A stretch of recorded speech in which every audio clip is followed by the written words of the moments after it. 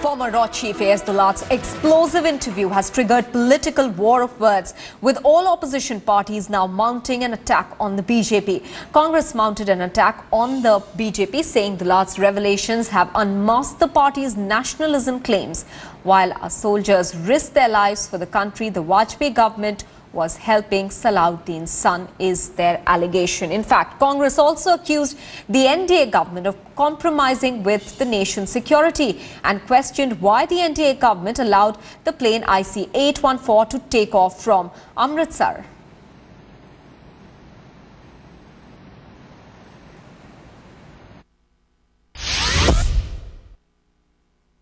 When Prime Minister Vajpaye was explaining Raj Dharam to the then Chief Minister of Gujarat, Shri Narendra Modi, he also said that the 2004 electoral loss of the Bharatiya Janata Party was primarily because of the 2002 Gujarat riots. If the riots under Congress, if 1/100th of the investigation had taken place about who was responsible, a lot of VIPs would not be in their homes.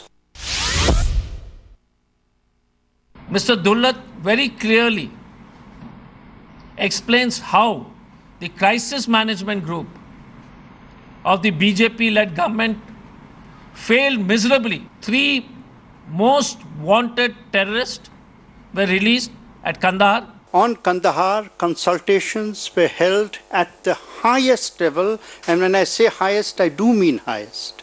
I challenge the Congress to answer one question. Should those 400 plus Indians have been allowed to die? Bharatiya Janata Party government was in active communication with Sayyid Salahuddin, the head of Hizbul Mujahideen. This clearly shows the pseudo-nationalism of the Bharatiya Janata Party. The government of Prime Minister Atal Bihari Vajpayee had absolutely nothing to do with that decision. If such a decision was made, it was made by Dr. Farooq Abdullah, and you are most welcome to ask Dr. Farooq Abdullah, who in fact is a very great ally of the Congress. Well, in an explosive interview to India Today's Karan Thapar, former Raw Chief S Dulat opened a Pandora's box by making public some of the inside information from his service years. In fact, he said Kandahar hijack was a goof-up and no one wanted to take a final decision. Dropping the riots bombshell, ex-Raw Chief said that Vajpayee told him that the 2002 riots was a mistake. There are also revelations on Farooq Abdullah over the help he provided to Hizbul Chief and his chemistry with Vajpayee.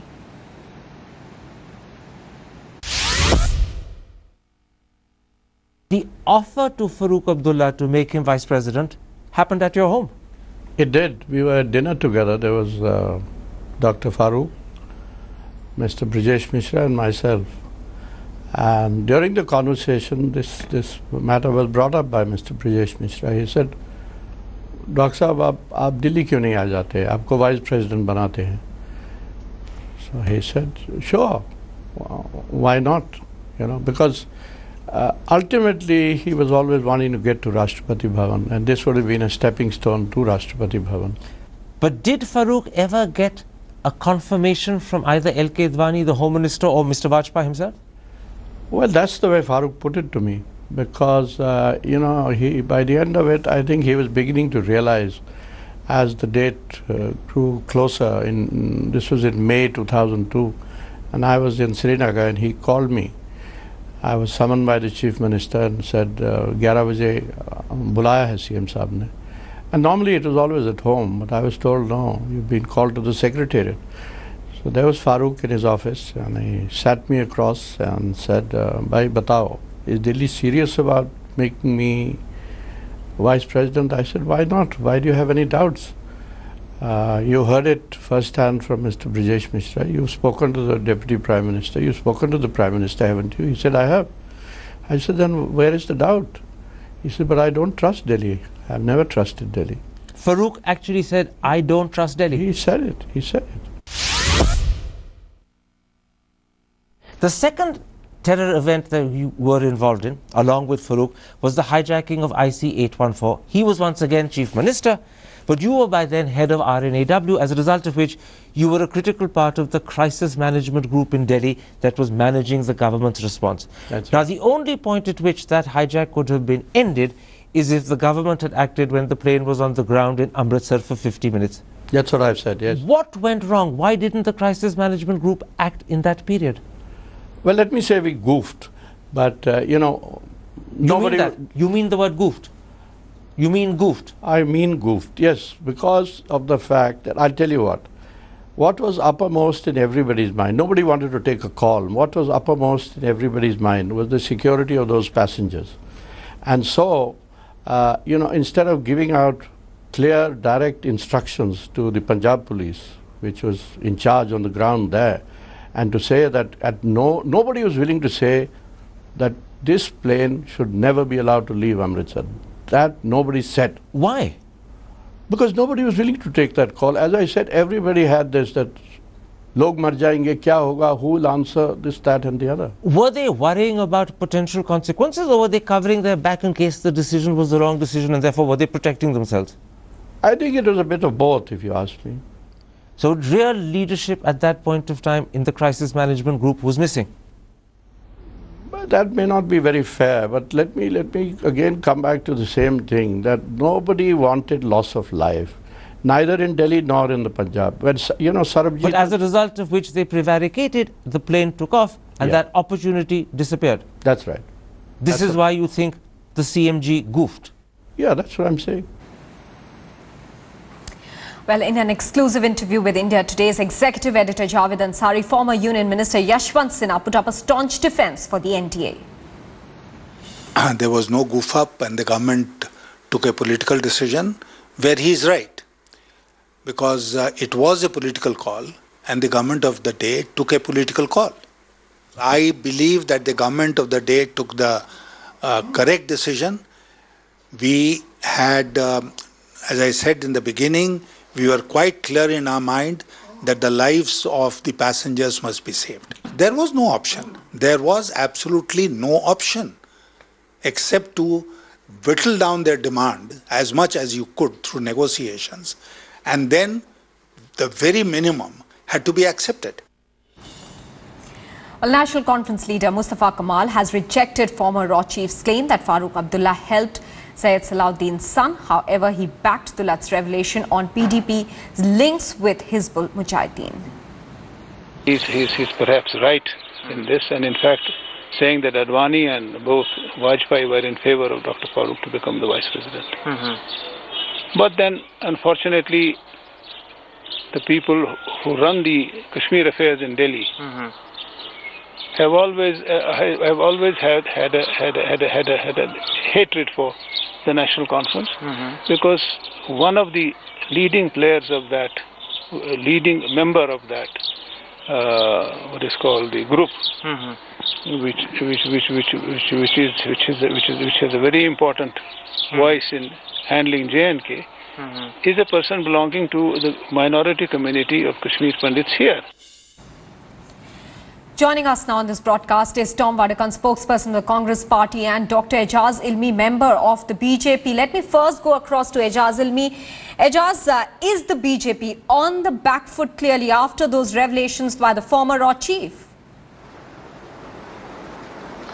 Not exactly. As you saw the press conference today, Mr. M.J. Akbar, very clearly all questions were answered, and it's very clear that the safety, security and the lives of 200 passengers on IC-814, which was hijacked to Kandahar, there was no question of letting ordinary Indian citizens die. It was that political call was taken to actually negotiate and ensure the safety of over 200 people. Ejaz, that's the defense the BJP gives, that there was no option because lives were at stake, but clearly the former RAW chief says as to why was the plane allowed to fly from Amritsar. There was a goof up somewhere. Well, the fact is that the plane, whatever were the reasons then, the reality was the consequences of the terrorists blowing up the aircraft or the threats that were emanating at that time were serious enough for the government of India to take a call that we will negotiate with them and let's whittle down their demands, because nobody wanted to take a call that jeopardized the lives of those 200 passengers. And in hindsight, the fact that we got them back safely is something, it was a national crisis, the entire nation was concerned, and the political decision had to be taken by Prime Minister Vajpaye and the crisis management team. Tom Vadakan, the BJP continues to say that they had no option at that time because lives were at stake, and they also point out that all parties were consulted on the plan of action. So why does the Congress now say that, they led off terrorists at that time? Weren't you part of the decision at that time as well? Well, Mahir, I mean, the Bharatiya Janata Party has been on denial mode since morning. Mr. Akbar was challenging us and asking us whether we would like to have all these lives on stake, I mean, be what it may. All this business of a larger consultation, there was a meeting between senior leaders, but it was not a political consultation across the board, A. B, the other issues involved here is, this is basically, in the book, it's clearly mentioned that there was no political will, there was a sense of directionlessness in this whole thing. Now, when there is political will, which is one of the important things in an emergency like this, the book mentions that during that dilly-dallying, the bird flew off, the plane flew off. Okay. All that you, Maha, Tom Vadakan, I'll just interrupt you there because I'll take a response from Ejaz Ilmi on that. Ejaz, that is the allegation that has been made on the NDA, on the BJP for a long time, that there was political dilly-dallying. There was wastage of time. Apart from saving of lives, even the terrorists could have been captured and stopped from doing that rather than letting them off. You can get the terrorists or you can get them back again, but you can't get those lives, 200 lives, once they're gone.